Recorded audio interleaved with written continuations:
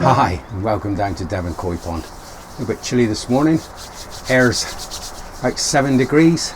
The pond temperature is actually 9.9 this morning. I'll show you in a little bit, but I was quite pleasantly surprised. We had a terrible day yesterday, poured down with rain all day, windy as well. But that was the first wet day we've had this week. It's been dry other than that. A little bit of sunshine, so I suspect I've gained a little bit of heat back into the water and it's held itself this week. I'm going to tackle a little job today that I've had on the card since I put this pond in, and I've just been lazy. I haven't done it. Well, with all these rains we've been having, the covers are a little bit flat on top of the pond, so I still get water runoff into the pond, and I like to run the pond at a really high level.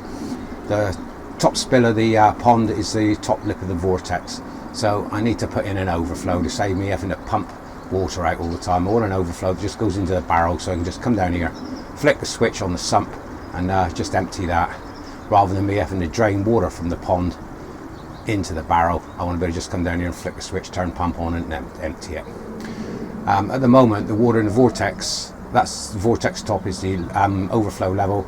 It just runs from that one, and I've got like a soakaway area in the bottom of the pit, and the water just runs into that and then off down across my lawn after it's filled the soakaway up. But I want to be able to pump it out down to the drain, so I'm going to tackle that in a minute. And what I've got myself here is just a rainwater butt connectors, and I can just put this in the vortex just below the lip at a level where I can get it in. Once screwed in, I can then take this one across to my blue sump tank, and by controlling the height of the pipe in the middle with a cable tie to a bar or something, I'll be able to control the point at what part the water runs out of the vortex, because I want to be able to run it in still at a decent height.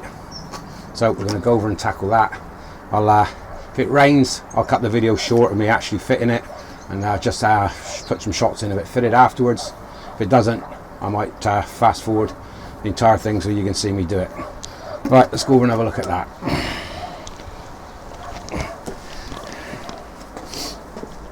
Ooh. Ooh. So, quick look at the pond temp before we go over. We are, yeah, 9.9, which I'm pleasantly surprised.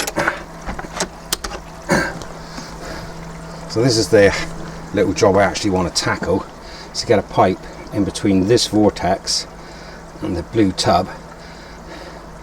As you see, the blue tub's full at the moment. I just pulled the valve and let some water from the pond into it. I can pump that one dry in a minute, but the level of the water in the vortex is the same as the level of the water in the pond.